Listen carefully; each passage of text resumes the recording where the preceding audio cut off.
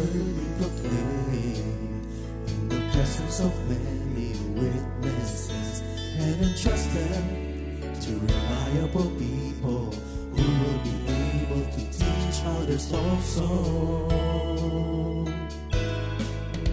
Take the teachings you heard me proclaim in the presence of many witnesses, and entrust them to reliable people who will be able to teach others also.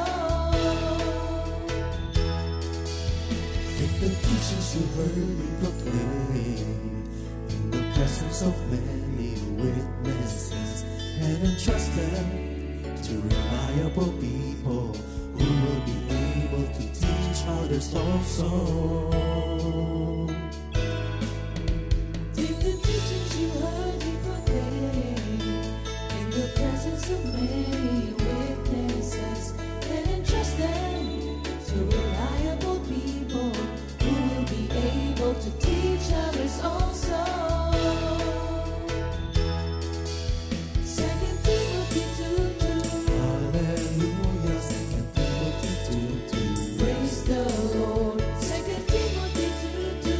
You and me, let us proclaim the gospel. 2 Timothy 2:2. Hallelujah. 2 Timothy 2:2. Praise the Lord. 2 Timothy 2:2. You and me, Let us proclaim the gospel of Jesus Christ.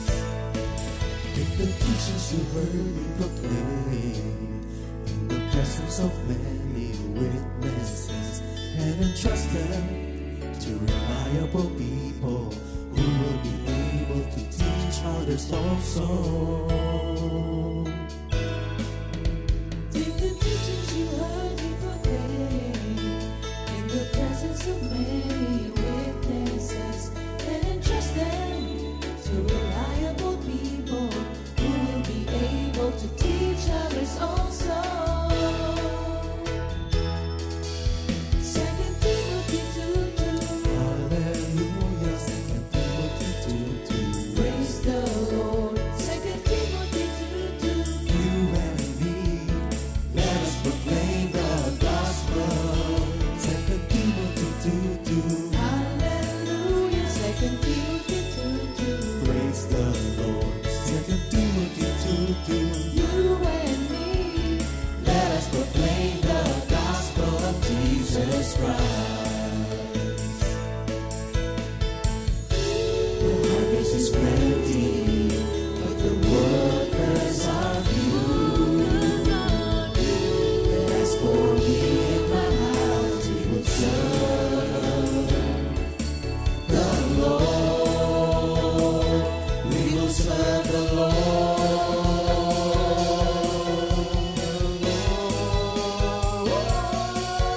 2 Timothy 2:2. Hallelujah. 2 Timothy 2:2.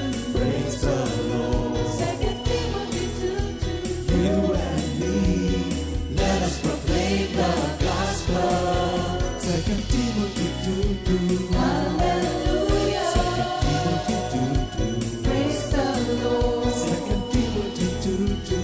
You and me, Let us proclaim the gospel of Jesus Christ.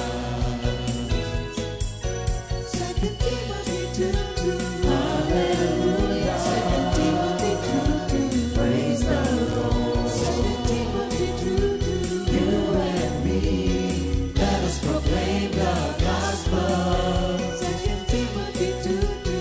Hallelujah. 2 Timothy 2:2. Praise the Lord. 2 Timothy 2:2. You and me, let us proclaim, live up His name, delighting the Lord for His goodness. Let us proclaim, live up His name, delighting the Lord for His goodness. Let us proclaim, live up His name, delighting the Lord for His goodness.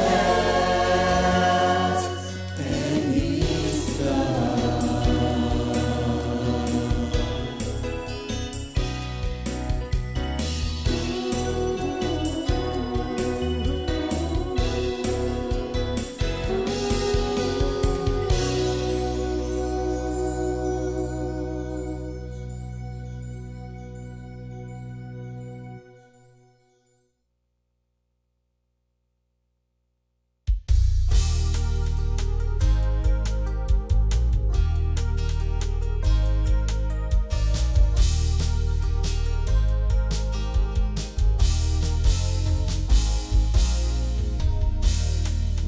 sing to the God of our salvation. We will not be afraid, for God is with us.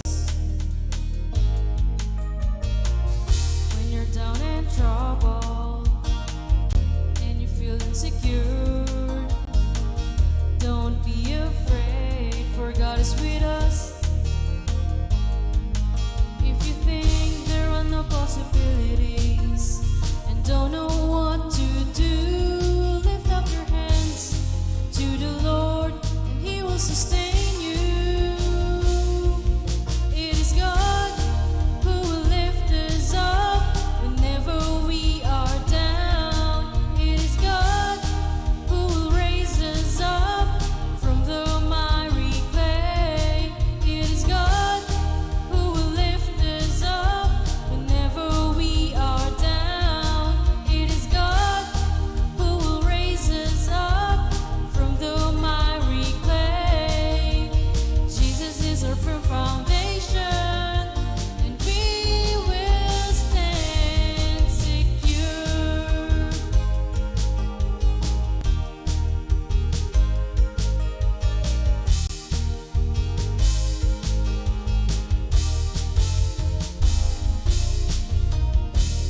We will sing to the God of our salvation.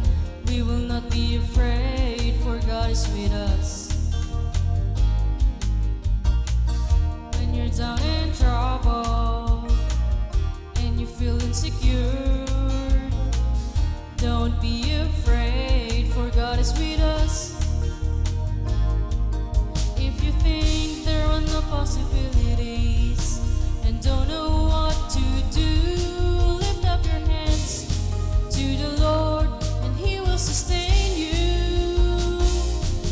It is God who will lift us up whenever we are down. It is God who will raise us up from the miry clay. It is God who will lift us up whenever we are down. It is God who will raise us up from the miry clay. Jesus is our firm foundation, and we will stand secure. It is God who will lift us up whenever we are down. It is God who will raise us up from the miry clay. It is God who will lift us up whenever we are down. It is God who will raise us up from the miry clay. Jesus is our firm foundation, and we will stand secure. And we will stand secure. And we will stand secure.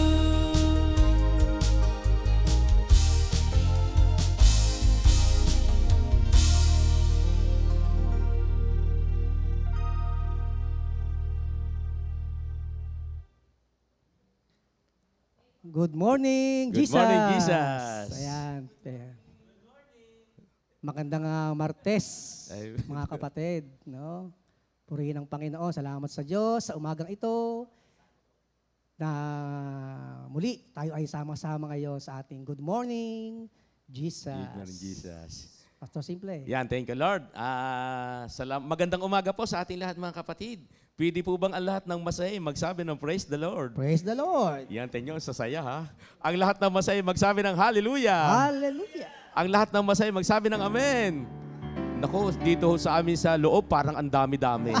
Di ba? Talaga naman po, puno ho ang upuan pag dumating kayo. 50,000. Yeah, kaya binabati ko po yung aming mga prayer meeting natin dyan sa mga pinupuntahan namin. Yes. Lalo-lalo na po dyan po sa mga kapatid ko sa parte po ng Tanay, Hala-hala, dyan po sa may Pililya. Yan, salamat po kay Lord at alam ko na yung mga kapatid ko po ay patuloy na lumalapit kay Lord, unti-unti po, di ba? Hindi naman ho biglaan. At ganoon din po yung aming mga kapatid dyan po sa lugar po ng Batangas. Kumusta po sa inyo lahat dyan? Malapit na po ang Pasko.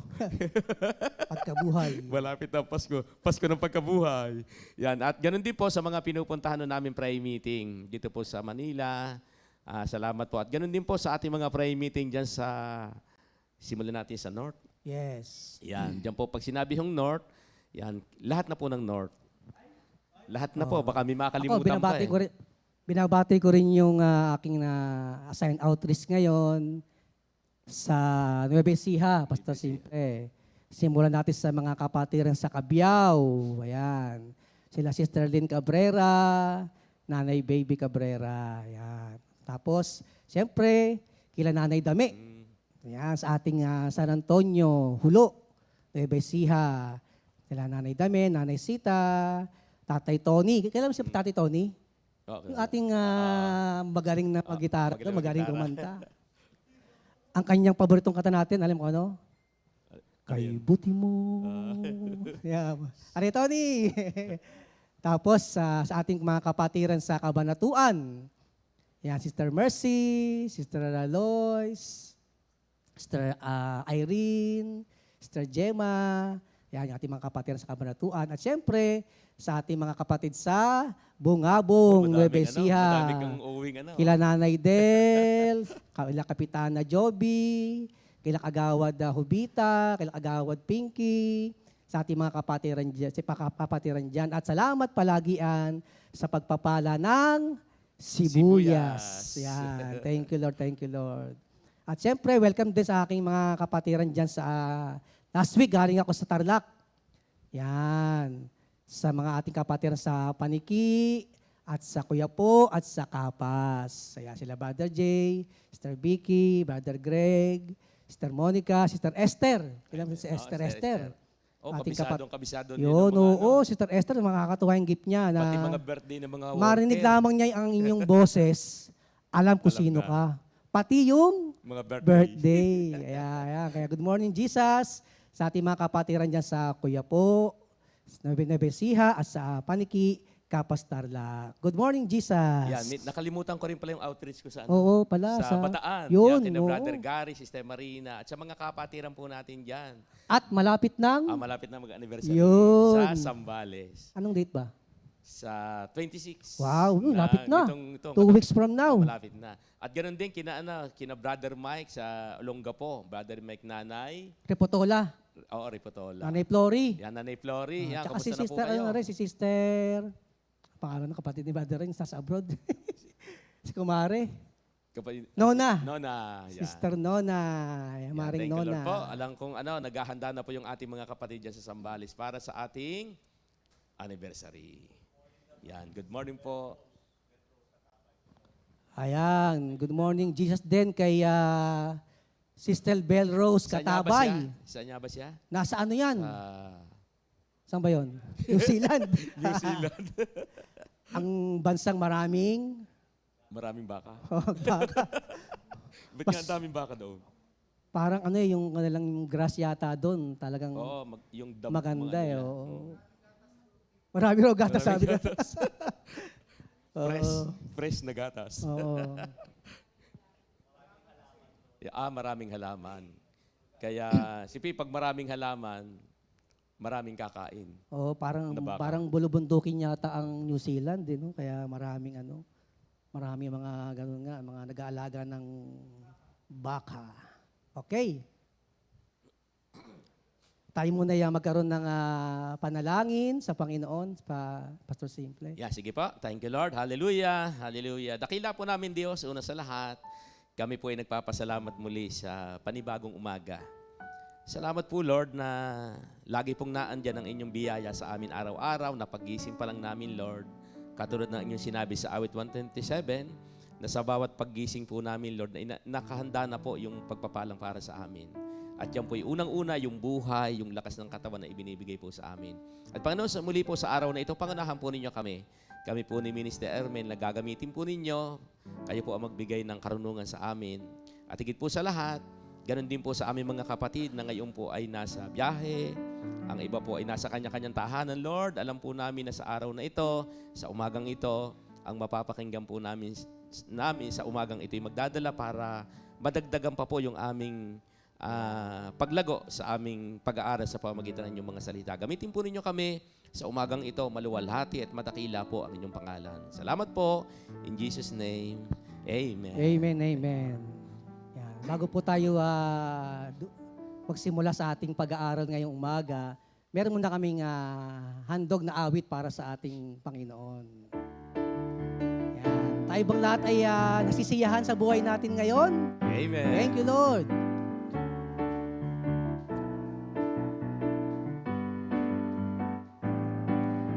Di ka ba nasisiyahan sa buhay mo ngayon? Di ka ba nasisiyahan sa buhay mo ngayon? Dahil kay Kristo napawi ang kasalanan ko, nabago ang takbo ng isip ko. Dahil kay Kristo napawi ang kasalanan ko, nabago ang takbo ng isip ko. Napako siya sa krus dahil sa tao. Namatay siya para sa iyo. Pag-ibig niya'y wagas, hindi kumukupas, kaya't purihin siya. Dahil kay Kristo napawi ang kasalanan ko, nabago ang takbo ng isip ko. Dahil kay Kristo napawi ang kasalanan ko, nabago ang takbo ng isip ko. Praise the Lord. Napako siya sa krus dahil sa tao, dahil sa atin. Thank you, Lord. Ngayon po ating munang basahin itong ating memory verse of the week. Matthew chapter 8, verse 17 sa New King James Version. That it might be fulfilled, which was spoken by Isaiah the prophet, saying, He himself took our infirmities and bore our sicknesses. Tagalog, Pastor Simple. Yan, sa Tagalog naman po, sa Matthew 8:17, ito ay upang matupad ang sinabi sa pamamagitan ni Propeta Isaias. Kinuha niya ang ating mga sakit at pinasan niya ang ating mga karamdaman. Amen, amen.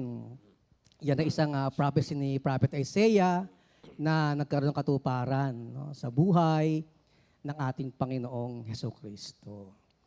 Anong araw ngayon, Pastor Simple? Tuesday. Martes. So, kahapon Martes ay Santo. Lunes Santo. So, itong ating week, mga kapatid, no? Tawag nga dyan, Semana Santa. Ano ba tawag dyan? Holy Week, Holy Week. Kwaresma, Lenten Week. Ayan. At nga pala, mga kapatid, abangan nyo sa bukas. Mag-i-start Naku, na. simula ni ating Lenten presentation na opo, wala po palang Bible study bukas. Magsisimula ng gabi ng Wednesday. Ang ating pong bukas na GMJ ay ano oras, Sister Jam? Morning, mga kapatid, morning. 8:15 start. Oo, maaga po tayo. Baka mag-online tayo sa ating GMJ gabi. Replay na lang yon, replay na lang.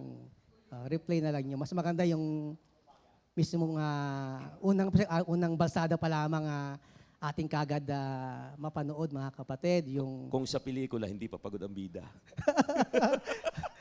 pag-replay na, Pag replay, pagod na yun eh. nga pala, no? Oo. Dapat live. So Para- maganda bukas, mga kapatid, no?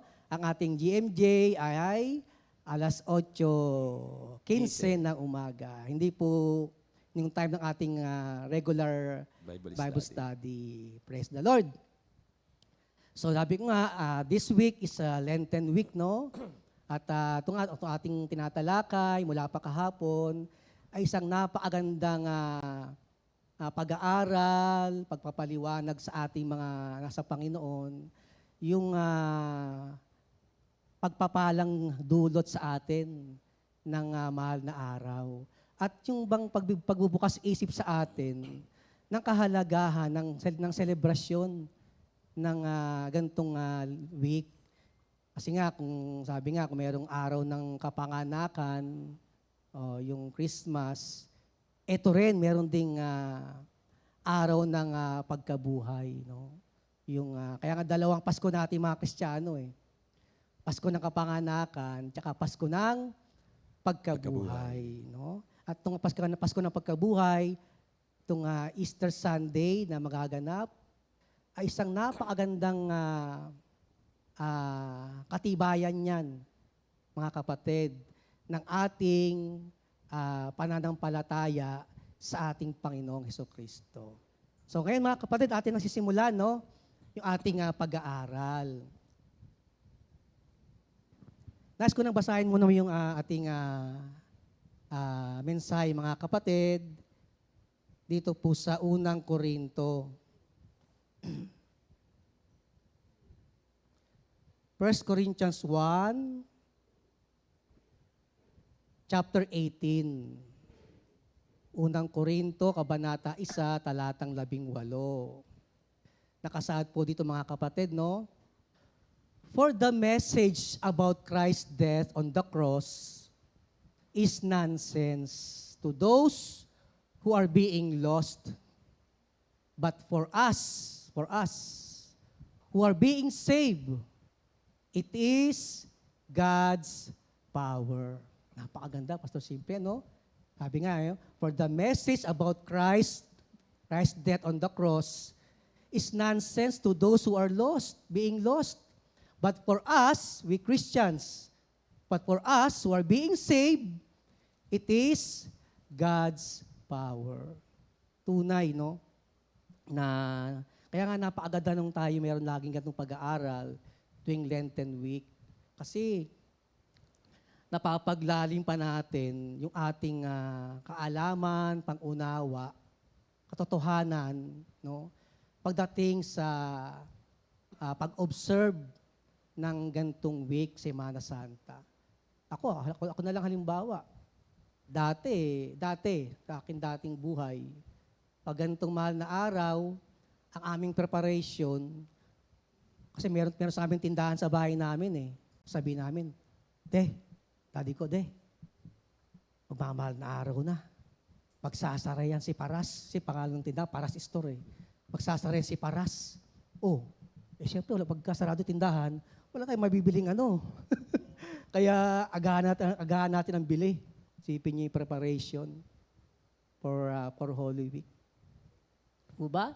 At marami pang ibang practices na akala natin, di po ba, okay yung mga ganon. Pero purihin nga ang Panginoon sa mga salita niya, sa kapahayagan ng kanyang salita, sa katotohanan na nagpapalaya sa atin. Salamat sa Panginoon na ating ngayong naunawaan ng kahalagahan, biyayang dulot ng pag-observe, pag-celebrate ng Lenten season. Yung word na Lent, mga kapatid, yung word na Lent, ang Greek word nga ng Lent is Sarakosti. Sarakosti. Which means 40th. Yan, yung pala yung word na Lent, L-E-N-T. In Greek word is Sarakosti, which means 40th or 40, mga kapatid. Kaya nga ang Lenten season, mga kapatid, it is a 40 days, sabi nga based on Jesus' temptation in the desert for 40 days sa Matthew 4, 1-11, mga kapatid. Yan yun. It is based on Jesus' temptation in the desert for 40 days. The 40 days before Easter, ito mahalaga. The 40 days before Easter is a preparation time for, as we know, mga kapatid, yung Lenten week. Kasi ang totoo, ang climax talaga, ang highlight ng Lenten season is the Easter Sunday.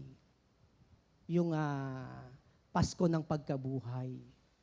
Pero bago dumating doon, meron tayong tinatawag na preparation for that week, mga kapatid, yung Christ Resurrection. Lent is a important period in the church calendar. It is a 40-day period in preparation for Easter. Yan, di ba? It is penitential period of fasting, prayer, and charity or almsgiving. Kaya nga, di mo sinasabi natin, pagka ganitong season, ang daming bumabait. Ang daming magiging giver. No? Pero dapat pala, hindi lang tuwing Lenten week, no?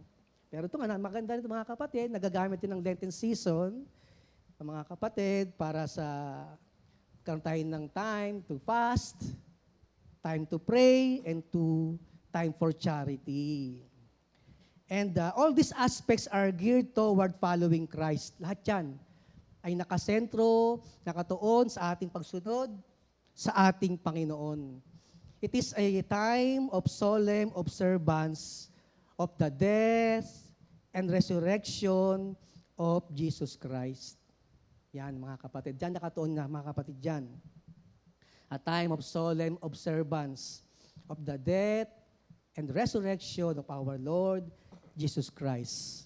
And it invites us to make our minds and hearts ready for remembering Jesus' life, His death, and His resurrection. Kaya talagang napakaganda, mga kapatid, na ating maunawaan ang kagandahan in observing, celebrating this time of season, Lenten week or Lenten season. For us Christians, it is a period or time of celebration. Saan? For the finished work of Christ. Yan pala, tayo mga nasa Panginoon. Ito yung period, mga kapatid, panahon, na talagang tayo ay magdiwang. Saan? Sa ginampanan, sa tinapos na misyon ng ating Panginoon sa cross. Kaya nga, Lenten season is a time or period of celebration. Magdiwang tayo, magpuri sa Panginoon, magdiwang talaga sa ginawa, tinapos na misyon na kalooban ng Diyos sa pamamagitan ng ating Panginoong Hesukristo. No? Although sometimes, alam natin ngayon, tayo sa Pilipinas, pag Lenten season, kasama outing season eh. Hindi masama pero ito dapat na tayo mas sentro. A time of celebration for the finished work of Christ. Yan ang period of celebration sa ginampanan ng ating Panginoong Hesukristo. Kaya kasi nga mga kapatid, marami tayong naging tagumpay. Mga kapatid, victory is ours, mga kapatid, sa naganap, sa ginampanan, sa ginawa, sa finished work ng ating Panginoong Hesukristo. So ganyan pala kahalaga, mga kapatid, na we must observe, remember, itong gatong season, itong Lenten season. At mayroon ako mga nakita, mga kapatid, dito, no, na mga symbols, mga symbols ba ng Lenten week or ng Lenten season. No? Una, yung ashes. Ano ba sa Tagalog ashes? Abo. Naalala ko yung awit ni Rico J. Puno. Nagmula sa lupa, magbabalik ng kusa, ang buhay mo'y sa lupa nagmula. Yan, isang magandang symbols yan ng Lent na tayo nire-remind na tayo ay galing dyan at magbabalik dyan. sa chapter 2 ng Genesis, verse 7, and chapter 3, verse 19. That the ashes reminds us of the creation story, that we are made of dust. It also symbolizes our human mortality. Sabihin, ang tao may hangganan, mga kapatid. Sabi nga nagmula sa lupa, magbabalik ng kusa. So it symbolizes our human mortality and our need for forgiveness, humility, and purification for our sin. Talagang ang tao, wala. Kinakailangan niya mga kapatid talaga ang kapatawaran, kababaang loob, mga kapatid, at ay pagdalisay, paglilinis, remission, mga kapatid, ng ating mga kasalanan. So napakaganda palang symbol yung ashes, no? At nga sa ibang, diba, sa Catholic, meron yan yung natawag na Ash Wednesday. No? Na may mga abo na nilalagay sa kanilang mga forehead. It reminds us, mga kapatid, na tayo ay galing sa ash. And doon ka rin babalik, mga kapatid, no? And also, ashes is our vulnerability before God. That we are dust, and unto dust we shall return. Yan, mahalaga pala yung mga kapatid na mga symbol. Yung ash. Ano pa? Ano ba ang color ng lent? Pastor Simple, kung yung mapansin. Yan, purple. Spell purple.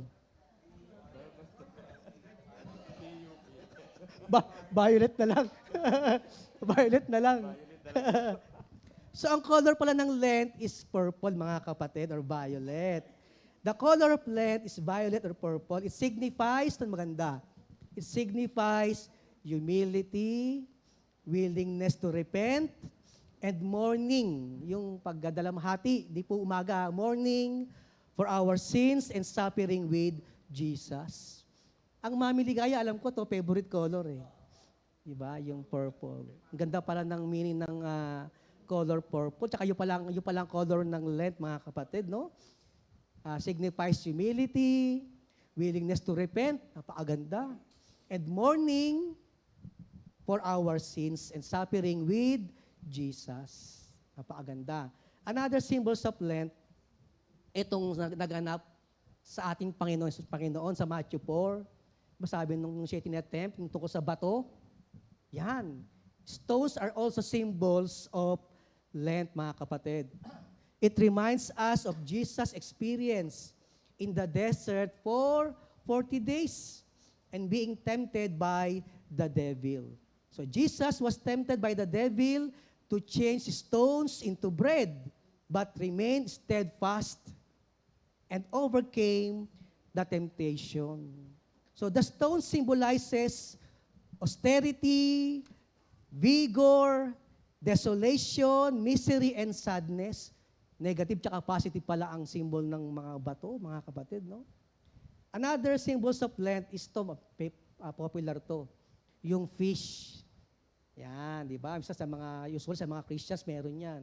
Sa bahay, sa mga sasakyan, meron silang mga ganong mga sticker, emblem, na fish, mga kapatid. The fish reminds us of fasting and abstinence. Malamang dito nakakuha yun, na anong araw ba yun? Biyernes ba? Biyernes. Na bawal mag-meat. So, yung malamang doon galing, mga kapatid yun, no? But the fish reminds us of abstinence and fasting. No? Pinakamaganda nga sa fasting, ano bang bagay na comfort sa'yo, medyo pwede mong skip muna. Kung ikaw ay nagsiselfone, 24 hours, gawin mo ng 4 hours. Mag-fasting sa kapatid, no? Another symbol ng Lent is incense. So, napakaganda. Itong incenso. Naalala ko tuloy nung nagkaroon tayong topic nung the gifts of the Magi. Nung nasa San Pablo ko noon, kami ng incense, no? So, aming pinausok yun. Nilagyan ko ng uling, tapos nilagay ko yung myrrh, tsaka incense. Wow! para ka nasa langit eh. Kasi napuno ng napuno ng incense yung ano. So yun ang incense mga kapatid, no? Incense it is a symbol of prayer. Sabi sa Psalms 141 verse 2, let my prayer come like incense before you. Yung pala mga kapatid, no? Yung symbol ng incense. Ito is papanalangin, na nagmahalimuyak, pataas, patungo sa trono ng Panginoon. Another symbol of Lent is thorns. Alam natin yan. Yung mga tinik, mga kapatid, it reminds us of physical suffering, loneliness, and injustices in this world. Yan, naganap yan, mga kapatid, sa ating Panginoong Jesucristo. And lastly, atong ating pag-aaralan ngayon, na symbols of Lent is the cross. Ayan, mga kapatid. The cross, noong unang panahon kasi mga kapatid, kaya mapupunan kayo mga kapatid, mga Kristiyano ngayon, kapag nagpe-pendant, anong favorite nilang pendant? Cross. Naroon yung kanilang, hindi man pagiging mayabang, naroon yung kanilang magiging proud na as a Christian, napakagandang i-pendant yung cross. Pero noong ancient time, wala kang makitang pendant na cross. Mga kapatid, ang usually pinipendant, lalo ng mga Lord Warrior, yung mga pinagputulan ng mga ulo, ng mga natalo nilang mga tribe. Doon na kanilang pagiging proud, na kanilang pinipendant, kinukwintas sa kanilang mga leeg. Walang nagpependant noong unang panahon ng cross. Kasi nga, noong unang panahon mga kapatid, cross was an ancient civil and military punishment.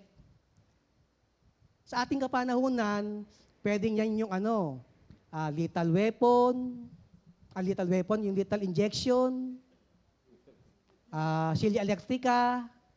Yan yung mga kapatid, noong unang panahon, ang cross. Ginagamit noon yan as civil and military punishment. Yung naalala ko nung napagera sila Samuel at kanyang mga anak.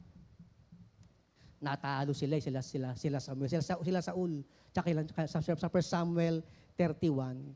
Sila napagera, sila Saul, kasama yung mga anak niya. Natalo sila. At napatay si Saul, pati kanyang mga anak, pati kanyang mga armies. Ginawa ng mga Pilisteo, pinagtatagay yung kanilang mga heads at nilagay lahat sa pole. At yung bangkay nga ni Saul ay isinabit sa cross. Kaya noong unang panahon, sa kanila hindi maganda mga kapatid. Cross is an instrument for humiliation. Kung gusto mong payain ng kaaway mong tribo noong unang panahon, pag napatay mo yan, sinasabit yan mga kapatid sa krus. An instrument for humiliation, persons connected as enemy of the state.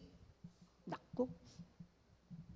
Pagka nasintensya kang guilty na kalaban ka ng lipunan, ang punishment mo, pinapako ka sa krus. It is an ancient execution. Kamukha ng stoning yung stoning of death. Ginawa kay Esteban, di ba? Pinatay sa pagbato. Yun ang mga pamamaraan. Ano pa? Hanging on the tree. Kasama yung pagpapapako sa krus, mga kapatid. These are allowed. Then they bury the body on that day. So ganoon noong unang panahon ang tingin pa ng tao sa cross. Kaya medyo hindi nila appreciated, mga kapatid, ang cross. Ngunit ngayon, ito nga'y napakaganda na. Tigumanda, naging meaningful ang cross sa ating kapanahunan nung ito ay ginamit na sa ating Panginoong Jesucristo, especially po sa ating mga believer. Sabi nga ngayon, the cross symbolizes victory over death and salvation for our sins. Yan. Kaya ngayon tayo mga Kristiyano, di ba? Ating mga pendant, isa yung mga t-shirt natin, may mga print yan na cross. We are proud. Kasi alam natin ngayon mga kapatid, ang kagandahan yung spiritual meaning, significance, importance ngayon sa ating buhay ng cross, especially the cross of Christ. Actually, noong unang panahon, iba-iba ang cross Yung ginamit sa ating Panginoon na cross, tawag doon, Latin cross, yung ganon. Meron pang cross noon na ginagamit, yung letter X. Tawag yata dyan parang St. Andrew cross. At yung kay Peter, yung inverted cross, di po ba? So maraming unang-unang panahon na ginagamit mga kapatid na uri ng cross. Pero sa Panginoon, ang ginamit nga yung Latin cross. So napakahalaga sa ating mga kapatid ngayon yan. No? At yun nga ating pagtalakay ngayon. Yung mga kahalagahan, importance, significance, mga kapatid ng cross. Ngayon, gusto kong balikan mga kapatid itong ating mensahe. Ito napakahalaga. Sabi sa 1 Corinthians 1:18, "For the message about Christ's death on the cross is nonsense sa mga being lost. But for us, atin, who are being saved, it is God's power." Ibig sabihin mga kapatid, ngayon sa ating buhay, ang cross ay merong mensahe. It has its own message. Mga kapatid, may mensaheng gustong ipaabot sa atin ang cross. Alam niyo kung ano mga kapatid, ang mensahe ng cross? The finished work of Christ. Yan. Ang ating dapat maunawaan, mga ating buhay ngayon. Yan ang mensahe ng krus, mga kapatid. Na talagang ito'y pagpapakita ng ginampanan na misyon ng ating Panginoon. The finished work of Christ. Naalala yung Panginoon bago mamatay? Siya po'y nakabayubay sa krus, di ba? Ano sinabi ng Panginoon bago siya mamatay? Tetelestai. Tetelestai. Which means, it is finished. Ginampanan na niya ang pinagagawa sa kanya ng Diyos. The finished work of Christ. Yan ang pinakamaganda, pinakamahalaga, pinakamanghamang mensahe ng cross. The finished work of Christ. At alam nyo, sa finished work of Christ, hindi naman ang Panginoong Jesucristo ang nakinabang ang nag-benefit. Mga kapatid, tayo. Tayo. Kaya nga dapat yung message of cross, naku, talagang tanggapin mo yan as God's power. Kapangyarihan yan ng Diyos. Dapat ganun mo tatanggapin ang mensahe ng cross. Yung the finished work of Christ. Tetelestai. It is finished. Kaya napakahalaga mga kapatid nito. Para ba para ba ating ma-observe, para ating ma-celebrate ang Lenten season not only traditionally but also pinakamahalaga spiritually. Kasi totoo minsan, di po ba? We celebrate Lenten season traditionally. Traditionally. Yung nakagawi ang tradisyon, mga kapatid. Meron ka ba mga alam na tradition, Pastor Simple, na mga ating mga ginagawa noon na tradition in observing the Lenten week? Sa amin, pag yun nga, parang sabi mo kanina, pagka Thursday pa lang, Wednesday, naghahanda na. Kasi kami may mga alaga kaming hayop, yung mga baka, ganon. Bago dumating dapat pagdating ng 3:00 ng tanghali ng Huwebes, wala na kaming gagawin. Hindi na kami magtataga. Hindi na kami mangungumpay. Hindi na kami magtatrabaho dahil bawal. At ang sabi, pag halimbawa, nagtaga kami at nasugatan, hindi na raw gagaling. Yeah, dahil ang sabi, patay daw ang Diyos. Yan ang isang tradition of Lent. Ano pa ba? Yung minsan, bawal mag-iingay. Di ba? Bawal maglalakas ng radyo. Bawal magpatugtog ng ganyan. Mga kapatid, di ba? Yan ang ating mga traditional na At ito naman, hindi naman masama ito, pero actually, minsan nagiging traditional lang. Masabi na lang na ginampanan yung pabasa. Diba? Yung pabasa, yung bisita iglesia, hindi mo masama yan. Pero kapag ang way natin is more on traditional way, mas mainam na we must observe, we must celebrate Lenten season spiritually. The message of the cross is the finished work of Christ. At ito mga kapatid, tinan natin. Ano ba ang finished work of Christ? Ano ba nakapaloob mga kapatid sa ginampanan ng ating Panginoong Kristo? Una-una mga kapatid, isa sa finished work of Christ, yung word na propitiation. Yan, napakahalaga mga kapatid niyan. Sa Hebrews 9:28. Propitiation mga kapatid is an offering whatever will turn away God's anger. Yan, isang napakagandang finished work of Christ. Inihandog, mga kapatid, ng Panginoon ang kanyang buhay as a peace offering to God. Kasi totoo, sabi nga po, sin arouses God's anger. Ano ba sa Tagalog arouses? Yung bang parang sa kumukulong tubig? Ganun. Sin arouses God's anger, mga kapatid. Para kung gusto mong galitin ng Panginoon, yan, huwag kang huminto sa paggawa ng kasalanan.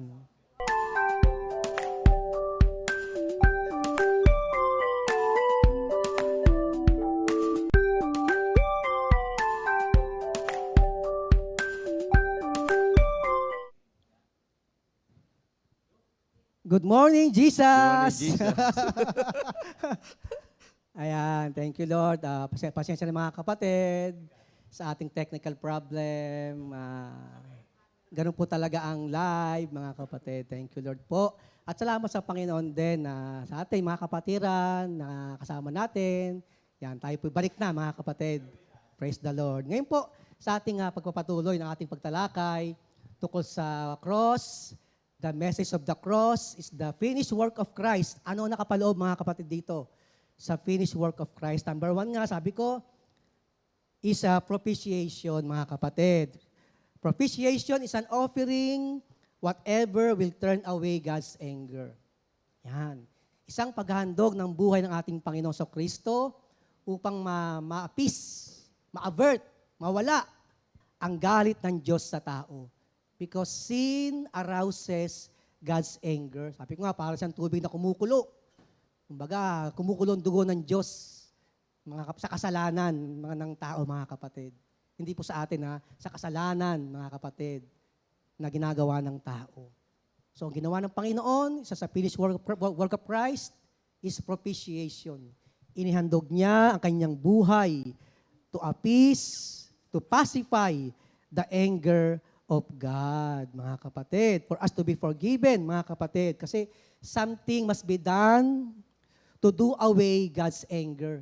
Kinakailangan talaga mayroong maganap, mga kapatid. May gawin ang ating Panginoon Kristo upang mapawi ang galit ng Diyos sa tao. And that is propitiation. An offering, whatever will turn away God's anger. It is a peace offering, mga kapatid. Napakaganda yan.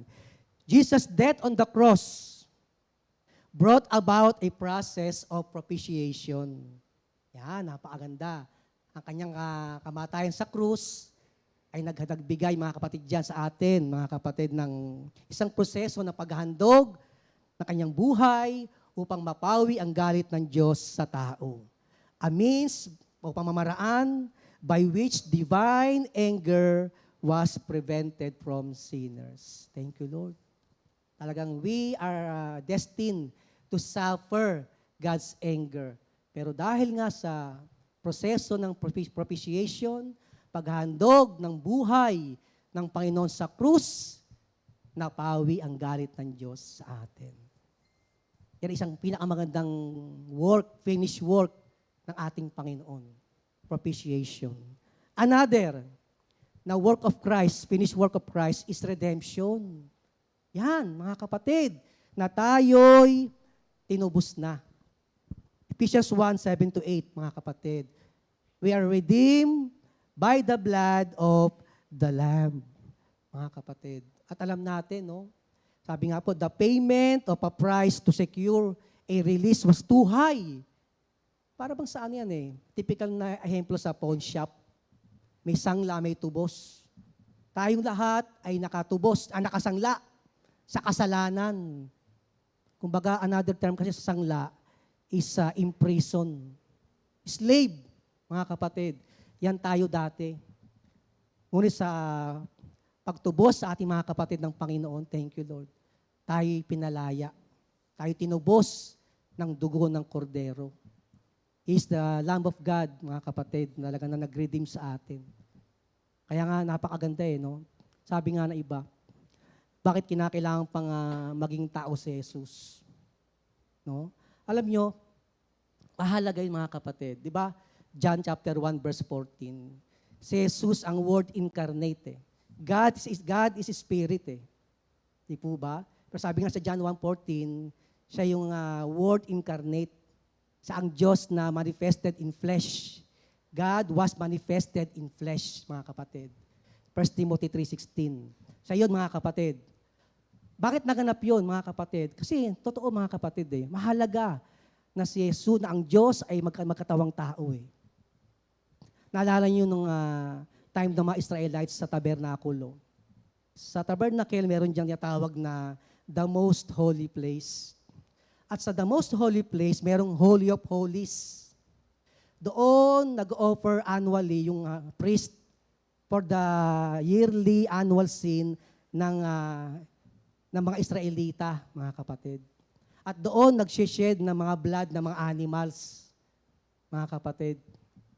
Yung ganong practice ng mga Israelita sa pag-atone ng kanilang yearly annual sin is a foreshadow ng gaganapin ng ating Panginoong Kristo. Kung kaya't mahalaga, di ba, to atone the sin, kinakailangan ng shedding of the blood. Yun ang normal na kanilang ginagawa mga kapatid ng mga Israelita. Kinakailangan ng pagbububo ng dugo para mahugasan ang kasalanan ng bayang Israel. Foreshadow, mga kapatid yun, ng gaganapin ng ating Panginoon Kristo. Kung kaya't nung siya napako sa krus, nag-shed ang blood. Kasi, kung, diba sabi, God is Spirit Ang Spirit, walang flesh and blood. Paano magkakaroon ng shedding of the blood kung walang magkakatawang tao sa katauhan ng ating Panginoong Kristo? Kaya merong Diyos na bumaba, di ba? May flesh and blood. At nag-shed ang blood niya upang tayo ay matubos. Ganun kahalaga mga kapatid. Yan ay pagpapatibay din na talaga ang Diyos ay 100% God and 100% man. At yun ang purpose, mga kapatid, para mayroong mag-shed ng blood.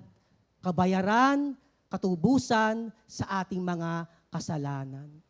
Kaya nga alam kong ating isipin mga kapatid, hindi biro ang ipinangtubos sa atin ng Diyos. Blood, ang kanyang dugo. Blood speaks of life, mga kapatid. Buhay ng Panginoon, kanyang dugo, ang nagbubo para sa kabayaran, matubos tayo sa ating mga kasalanan. Ginampanan ng Panginoon yan. Finished work of Christ yan, mga kapatid, na napakahalaga nating ino-observe, sineselebrate, mga kapatid, yung ginawa yan, na finished work ng ating Panginoon. Pangatlo, mga kapatid, na finished work of Christ is justification. Na tayo ngayon ay pinawalang sala ng Diyos. We have been justified through the work of Christ. Ito maganda mga kapatid. Kaya yung ating pananalig sa Panginoong Jesucristo, napakaganda nun. Kasi dahil doon, tayo pinapawalang sala, Romans 5:1. Tayo'y pinawalang sala ni Jesus sa pamamagitan ng ating pananampalataya. Yan ang ibinunga ng ating faith sa Kanya, na tayo'y pinawalang sala. We have been justified. Kaya purihin ng Panginoon, mga kapatid. Talagang siya lamang, mga kapatid. Our Lord Jesus Christ is our one and only justifier. His righteousness is freely given to us, mga kapatid. Romans 5:18. Nung tayo tumanggap sa Panginoon Kristo, tinanggap natin ang katuwiran ng Diyos. Because Christ is the righteousness of God. Kaya salamat sa Panginoon. Kaya pag tumingin ng Panginoon ang Diyos sa atin, justified tayo. We are righteous in the sight of God because of our acceptance, our faith in our Lord Jesus Christ. Ginampanan ng ating Panginoon yan, mga kapatid. Kaya napakaganda ng mensahe ng cross. Ang mensahe niyan, yung finished work of Christ. Propitiation, justification, and redemption. Sabi nga sa ating binasa mensahe, no? Kung sa mga lost, nonsense yan, pero sa ating mga naligtas, it is God's power. Ephesians 1:19, mga kapatid, sabi rito, panghuli. At ang di masukat na kapangyarihang kaloob niya sa atin, na mga nananalig sa Kanya, ang kapangyarihang ding iyon ang muling bumuhay kay Kristo at nag-upo sa Kanya sa kanan ng Diyos sa kalangitan. Thank you, Lord. Para sa ating mga kapatid, ang mensahe ni Kristo ay kapangyarihan ng Diyos. Tunay. Totoo, mga kapatid. Sa Psalms 8 verse 2, sabi doon, when I look into the creation, the work of your fingers, daliri lang mga kapatid, ang ginamit ng Panginoon sa paglikha sa lahat.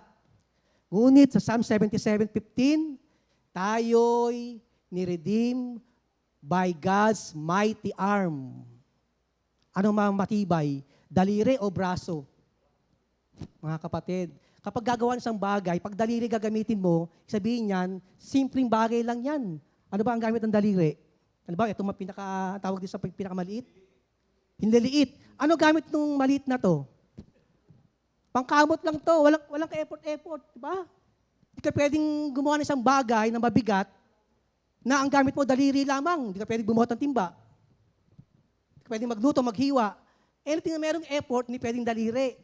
Kinakailangan mo ng braso. Kasi kinakailangan mo ng power, ng force.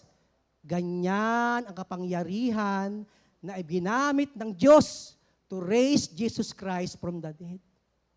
Mga kapatid, ito maganda. In the same power na ginamit ng Diyos to raise Him from the dead, ay the same power na binigay ng Panginoon sa mga nananalig sa Kanya. We possess, mga kapatid, God's power. Ganyan kaganda ang finished work of Christ. Yan ang mensahe ng krus. Nasaan na tayo, kung paano si Lord binuhay sa kapangyarihan ng Diyos, tayo rin, mga kapatid, ay buhay, binuhay, dahil sa kapangyarihan ng Diyos. Yan ang kagandahan, mga kapatid. Yan ang mensahe ng krus. Kaya purihin ng Panginoon, nawa, sabi nga, we must always observe, celebrate Lenten Week, Lenten Season, Holy Week, hindi sa traditional. Dapat spiritual, according to what the Scripture is saying to us. Upang ating lalong manamnam, malasap, ma-enjoy yung mga kamanghamangang bagay na tinapos na gawain ng Diyos para sa atin, hindi para sa Kanya. Kaya sabi sa ating mensahe, mga kapatid, sa mga saved, ito'y kapangyarihan ng Diyos na sumaatin. The finished work of Christ, the message of the cross. Amen, amen. Yan, sa pagpapatuloy, si Pastor Simple. Yan, thank you, Lord. Minister Ermed, dahil muna tayo sa ating may birthday ngayon. Yan. Sino nga ba yung ating mga kapatid na may kaarawan ngayon? Ayan, happy birthday po kay Sister April 15 to 18. Oo, kasi nga, simula bukas, ating wala na tayong pagbate, no?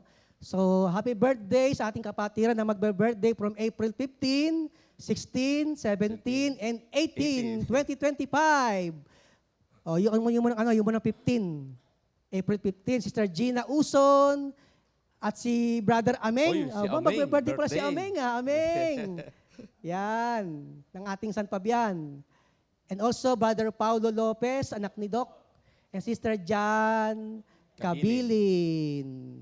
And also, Sister Maricar Digitana ng ating San Pablo, and Sister Cristina Manuntag. Baka Sister Letty. Thank you, Lord. Yan, sa ano naman po? 17. April 17, Brother 16 pala. Sister Jane Fenis, si Brother Ron Cruz, Sister Dominic Villanueva. Anak ito ni Brother Sister Vera. At saka si Sister Ricia Budes. Ayan. April 17, Brother Eman Bartolome, Brother J.M. Garcia, Sister Angie Villavicencio, Brother Miko, si Miko, Cabral, anak ni Michael, Yomi, Sister Mako Aquino, and Sister Rona Rial. Sa April 18 naman po, Brother Lawrence Lalog. And Isa lang po, isa also, lang sa 18. oo, and also happy anniversary, April 15, Brother Johnny, Sister Ami Hernandez ng ating Kalawan Outreach. Ilang taon na ba, Sister Ami, Brother Johnny? And also, 16, Brother Jeyo and Sister Angel Fugay. si Gio, tsaka si Dalawang Angel. 16 Oo. pala, dalawang 16. Okay. At si Also, Brother Joseph and Sister Michelle Madla. Yan, anak po yan ni na Sister Peli Madla. Tapos, April 17, Brother Dennis and Sister Anrin Vito, ng ating Makati group. And also, outreach mo. sa April 18 po ay Brother Rene and Sister Judith Cruz. Nako, may birthday sila. Ano po yan? Saan nga ba? Tumana. Tumana. Tumana. Kala ko Sambales. Happy birthday and happy anniversary mga kapatid.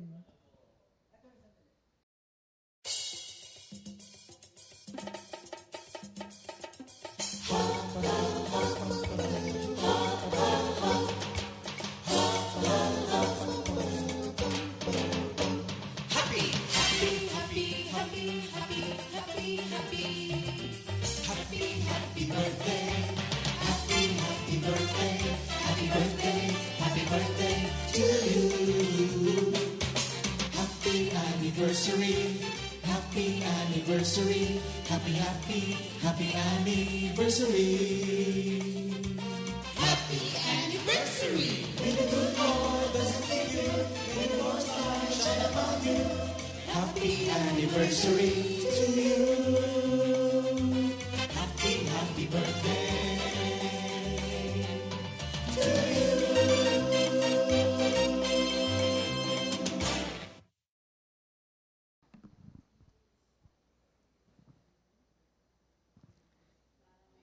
Ayan, meron pa tayong mga announcement, Pastor Simple, no?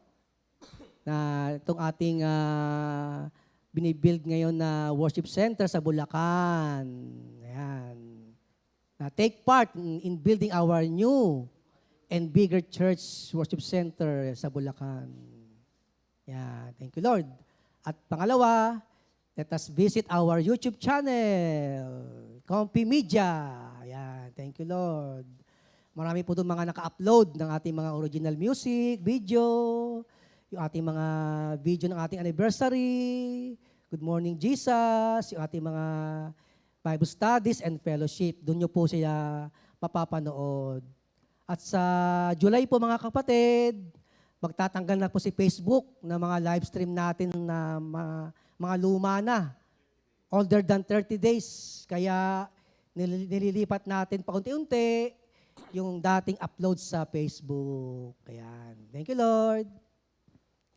Yan, thank you, Lord. Sige po, sa pagkapatuloy mga kapatid, basahin ko lang po yung word ni Lord dito po sa Colossus 2 verse 15.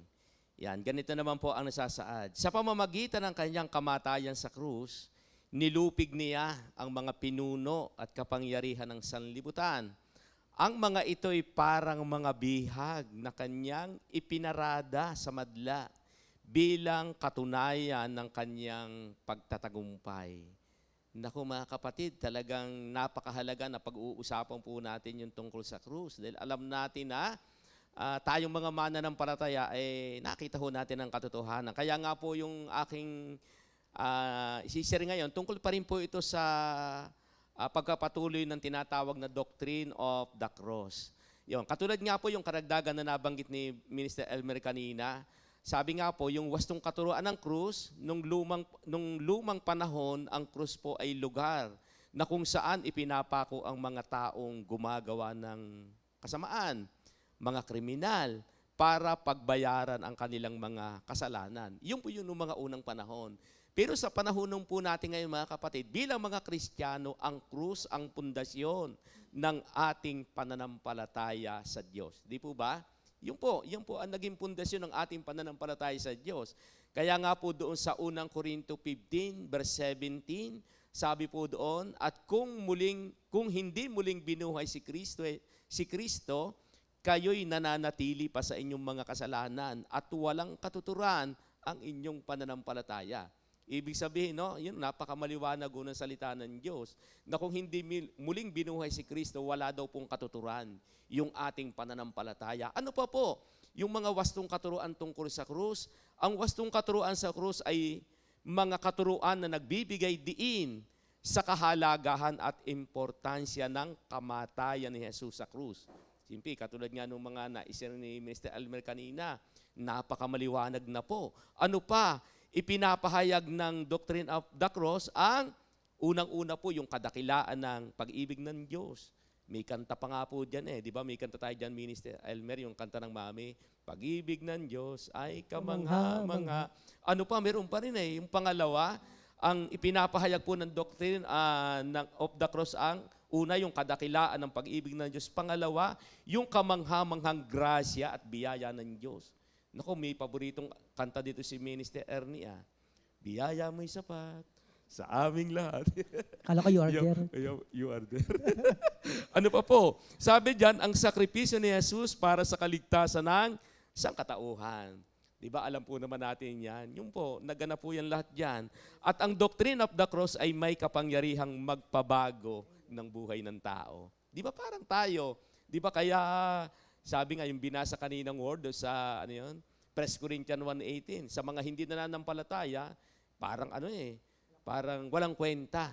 Pero sa atin nung nananampalataya, naandun yung kapangyarihan, kaya nga po nabago yung buhay natin. Dahil pinaniwalaan natin. Ngayon, pag-usapan natin ng ano agad ang nasa isip natin kapag sinasabing cross. Di ba tayo po, pag tinanong tayo, pag nasabing cross, ano kaya yung agad nasa kaisipan natin? Minsan sinasabi agad nung iba, pag sinabing cross, pabigat yan. Di ba? Pero, ano ang sabi nung iba? Pasan ko ang daigdig. Pasan ko ang cross. Pero pag-usapan po natin yung mga ilang nakapaloob dyan, ang cross ay simbolo po ito ng ating pananampalataya kay Kristo. Di po ba? Yung nabanggit nga ni Minister Elmer kanina, di ba? Yan ang mga ang cross ay simbolo ng ating pagkakakilanlan bilang Kristiyano. Di ba? Pag nakikita ng iba, ay Kristiyano yan. Di ba? Ano bang sinasabi ng iba? May krus kaya Kristiyano yan. Ang krus din po ay tagapagpaalaala ng pag-ibig ng Diyos. Simple, bakit tagapagpaalala ng pag-ibig ng Diyos? Diba? Sabi nga tayo dahil alam natin na doon ipinako yung ating Panginoong Kristo at pag-ibig nga po ito. At ang krus ay tagapagpaalaala ng paghahandog ng Diyos kay Kristo. Yung po, diba? Kaya nga tayo sa panahon natin mga kapatid ngayon, tayo'y pinagpala dyan. Dahil nga po pinaniwalaan natin yung katuruang ito. Simple minsan, pagka naman hindi naniniwala ang tao, para sa kanila, yun nga, parang walang halaga lang naman yan. Pero sa atin po, sabi nga, ang krus ay isang inspirasyon o nagbibigay sigla para sa paglilingkod natin sa Diyos. Di ba tayo, kaya lalo tayong, ang tawag yun, naliligayang maglingkod sa Diyos, pinakita natin yung ginawa ng ating Panginoong sa krus. Yan po ang nagdala sa atin dahil napatawad tayo sa kasalanan. At sa pamamagitan po ng sa ating pakikipagkapwa at sa pamumuhay sa ating pananampalataya. Di po ba? Yung pamumuhay natin sa pananampalataya bilang mga pinili ng Panginoon. Kaya nga po, balikan ko lang po yung Colossus 2:15. Ang sabi diyan, sa pamamagitan ng kanyang kamatayan sa krus, nilupig niya ang mga pinuno at kapangyarihan ng sanlibutan. Ang mga ito'y parang mga bihag na kanyang ipinarada sa madla bilang katunayan ng kanyang pagtatagumpay. Di po ba? Kaya pag binasa po natin itong talatang ito, hindi ba? Nakita ba niyo yun? Di ba pag nakakapanood tayo doon sa mga pelikula, yung mga binihag, mga nakaposas, hili-hilira silang, nabihag sila Ganon daw po ang kalagayan ng naganap sa ating Panginoong Kristo na siya ay mapako sa krus. Yung mga kaaway, ang sabi po doon ay parang mga bihag na ipinaparada. Ano pa po? Kaya nga dito po, may nakapalo po sa ating binasa, meron po ditong 3 bagay na ang naipanalo ni Jesus sa krus. 3 bagay po ang nakapaloob doon sa ating binasa. Unang-una, yung tinatawag na victory over evil. Di ba? Bakit to?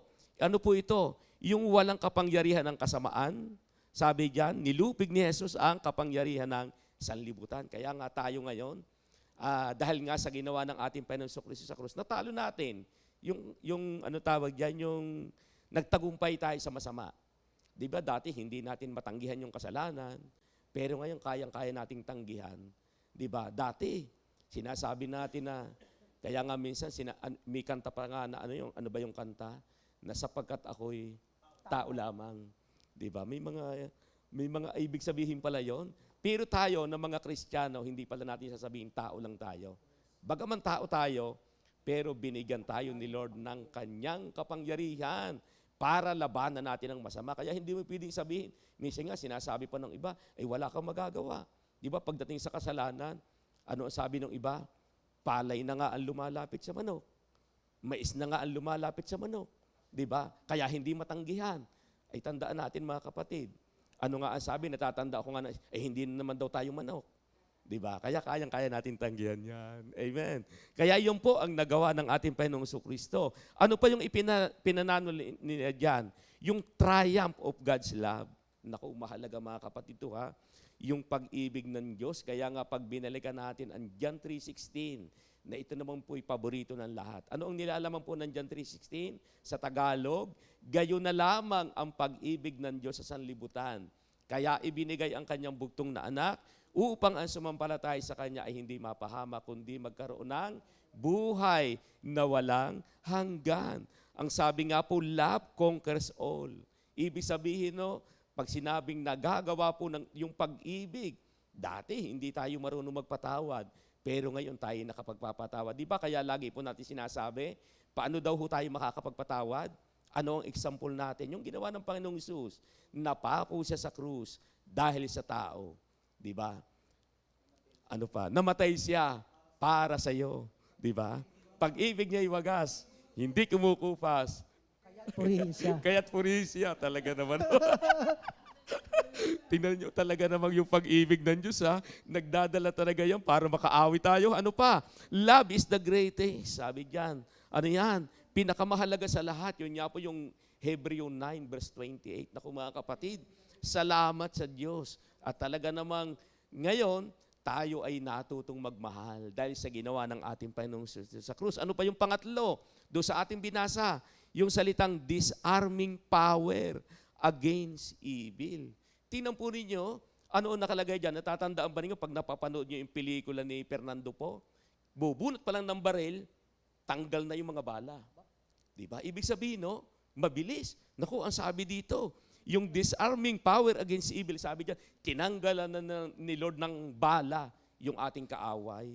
Kaya lagi na tayong panalo. Ang kawawang cowboy, may baril, walang bala. Dahil inagaw na. Ibig sabihin, no, ganun pala. Ibig sabihin, no, tinanggalan na ng ating Panginoong Hesus, ng ano yan, dahil sa kanyang pagkapako sa krus, wala nang lakas yung kaaway natin. Di ba? Kaya nga lagi natin sinasabi, yung napag-aralan natin, ano ba yun? Sinasabing, buntot na lang daw yung gumagalaw. Ibig sabihin, no, kung kanina, daliri, ito naman buntot lang ang gumagalaw. Ibig sabihin, mahina na. Yun nga po, kaya dapat mga Kristiyano, panghawakan natin mga kapatid yan. Kaya ano man ang pinagdadaanan natin sa buhay, panalo tayo. Ano man ang pinagdadaanan natin ngayon, may problema tayo, may pagsubok tayong, tanda natin, tinanggalan na ng bala ng ating Panginoong Hesus. Yung kanyang ginawa. Kaya nga sabi, Jesus sacrifice made the evil forces. Ito nga po yung powerless. Tinanggalan talaga niya. Kaya salamat sa Panginoon na tayo ay ito po'y nagaganap sa buhay natin ngayon. Ang mga katuruan mula sa krus ay may kapangyarihan. Yun nga, yung binanggit kanina ni Minister Elmer. Ang mga katuruan mula sa krus ay may kapangyarihan para sa pagbabago ng pamumuhay ng mga tatanggap nito. Natatandaan ko, Minister Elmer, yung kaming napanood na pelikula, yung kay Jackie Chan. Meron doong isang bata pa lang siya, lagi na lamang siyang binubugbog. E di ngayon, naghangad siya na matuto siya ng judo yata ang tawag doon, yung may sipa, kung po, di ba? Parang Karate Kid yata yan, no? Karate Kid. Di ba ngayon? Karate Kid. Oo. Ibig sabi niya, nung bata, sabi kay Jackie Chan, gusto niyang mag-aral dahil Sabi ni Jackie Chan, anong layon mo para gusto mong, bakit gusto mong mag-aral ng karate? Sabi nga inong bata, para patamaan ko sa puwit yung aking mga kalaban. Dahil lagi siyang binubugbog eh. Tapos alin, ito na, dumating na yung, meron siyang nakalaban na mayabang. Pero ang sabi sa kanya ng coach ng kalaban niya, sabi, patamaan mo sa binti, sa hita. Yun niya yung ginawa. Unang laban, yun niya, natalo siya. Pero yun, si P, nung una natalo siya. Pero dumating yung panahon na, si P, ganun ang gusto niya. Gusto niya talagang, yung parang sa kanyang, parang bumawi siya. Pero alam niyo po, ito na. Sabi nga sa kanyang Jackie Chan, ano bang layunin mo para gusto mong lumaban? Yun nga, sabi niya, para makabawi daw sa mga kalaban niya. Pero ito sabi sa kanya Jackie Chan, ang sabi sa kanya, ganito ang gawin mo, lalaban ka para maituro mo sa kanila ang tama. Yun ang sabi. Di yun ang ginawa niya. Alam niyo, pangalawang laban niya, di ang turo nga sa isipin na tinamaan na siya ng una eh. Sabi nga sa kanya ng coach, di ba, simple, uli siya, parang tinamaan uli siya, bagsak eh. Habang nag-time out na ganon, di tinawag ng coach ng kabila. Sabi sa kanya, patamaan mo uli doon sa saktan mo uli para matapos na, para manalo ka na. Pero yung bata na nag-train kay Jackie Chan, yun ang kanyang ginawa. Ginawa lang niya yung tama. Alam niyo kung ano nangyari? Nanalo ngayon yung bata. Tapos, si P, sabi sa kanya, lumalabang ka para ituro mo yung tama. Yun ang ginawa niya. Nanalo ngayon siya. Alam niyo kung ano nangyari? Kahit yung si P, nabalitaan niya na gano'n niya ang turo sa kanya, gano'n yung kabila, kaya alam mo ang nangyari? Yung coach ng kabila, iniwan siya at pumunta doon kina Jackie Chan. Ganon din ang ginawa ng ating Panginoong Hesus. Diba? Sabi nga, yung ginawa ng ating Panginoong Hesus sa krus, hindi niya sinabing, mali kayo. Kundi ginawa ng Panginoong Hesus ito para gawin niya yung tama. At ano nangyari doon sa mga naniwala? Diba? Yun, nabago ang buhay natin. Nabago ang buhay natin ngayon. Dahil naniwala tayo doon sa ginawa ng ating Panginoong Jesucristo sa krus ng Kalbaryo. Kaya nga, tinan nyo ha, doon niya sa Galatia 6:14, subalit huwag nawang mangyari sa akin ang magmalaki. Ang tanging ipinagmamalaki ko ay ang krus ng ating Panginoong Jesucristo. Sa pamamagitan ng kanyang krus, ang sanlibutan ay patay na sa akin at ako'y patay na sa sanlibutan. Iyon po ang pinakamagandang bunga ng ginawa ng ating Panginoong Jesucristo sa krus. Kaya sinabayubay sa krus, ito na nga po, yung buhay natin ngayon. Kaya nga, yung awit natin kanina, anong sabi? Hindi ka ba nasisiyahan sa buhay mo ngayon? Pwede po bang tingnan ninyo ang inyong mga katabi at sabihin na, hindi ka ba nasisiyahan sa buhay mo ngayon? Kahit ikaw ay nagtataksi at may katabi ka, sabihin mo rin, hindi ka ba nasisiyahan sa buhay mo ngayon? Diba? Kahit sa driver, sabihin mo, hindi ka ba nasisiyahan sa buhay mo ngayon? Kaya mga kapatid, sa umagang ito mga kapatid, alam ko po na nawa po ay napagpala po tayo ng aming mga isinye sa inyo. At totoo naman, kaya ngayon mga kapatid, ngayong Holy Week na ito mga kapatid, nako, ito po'y celebration para sa atin. Ito'y nagpatunay na dahil sa ginawa ng ating Panginoong Jesucristo sa krus, tayo'y napalaya sa lahat ng bagay nang hindi kalugod-lugod sa Panginoon. Kundi tayo ngayon namumuhay ng may bagong buhay sa ating Panginoong Jesucristo. Amen, amen. Purihin ang Panginoon. Kaya tunay, yan po ang mensahe ng cross, mga kapatid. The finished work of Christ. At tayo ang napagpala, mga kapatid, sa finished work of Christ, mga kapatid. Sabi nga, His pain, our gain. Tayo ang na-blessed, mga kapatid. Tayo ang binagong buhay sa ginawa ng ating Panginoong Jesucristo. Kaya marapat lamang na siya'y papurihan, pasalamatan, magdiwang tayo palagian as we commemorate, as we observe this season, Lenten season. Thank you, Lord. Thank you, Lord. Tayo po'y mag-end up sa Repeat New Song of the Week, composed by Brother Ed Galietes. Thank you, Lord, mga kapatid. God bless po. Salamat sa Diyos. Thank you, Lord.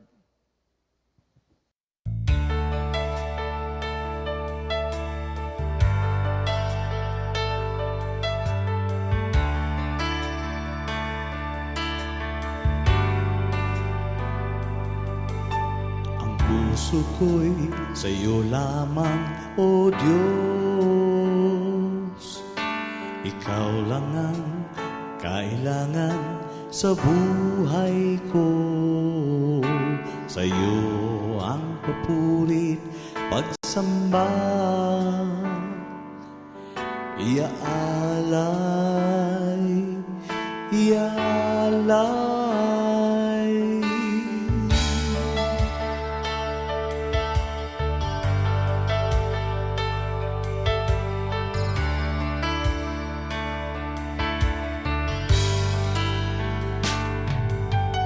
Ang puso ko'y sa'yo lamang, O Diyos. Ikaw lang ang kailangan sa buhay ko. Sa'yo ang papurit, pagsamba, iaalay, iaalay. Wala kang katulad, wala kang katulad, O Diyos. Panginoong Jesus, wala kang katulad, wala kang katulad. Itataas kita, itatanghal kita. Pag-ibig ko'y sa'yo lamang, Jesus.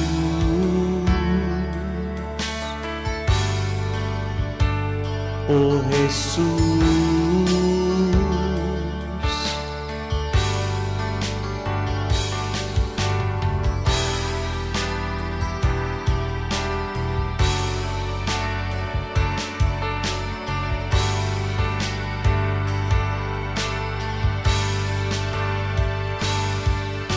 Wala kang katulad,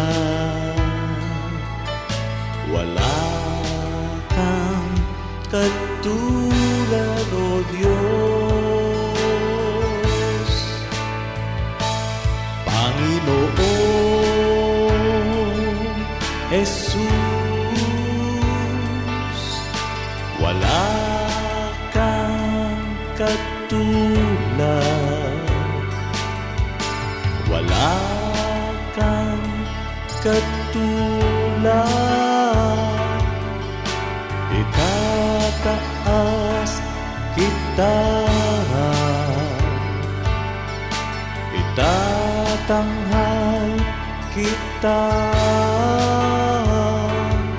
Pag-ibig ko sa'yo lamang, Jesus.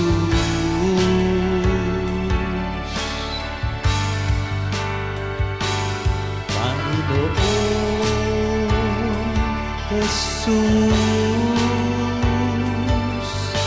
wala kang katulad, wala kang katulad. Itataas kita, itatanghal kita. Pag-ibig ko'y sa'yo lamang, Jesus.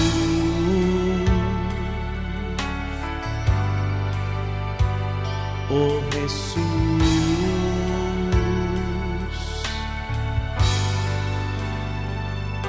O Jesus.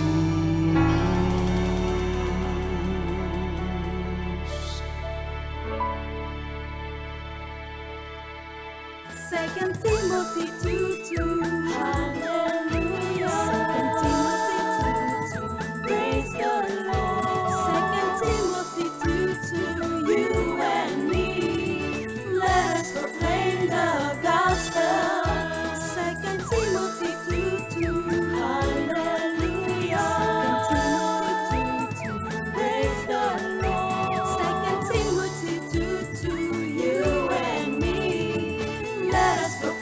time.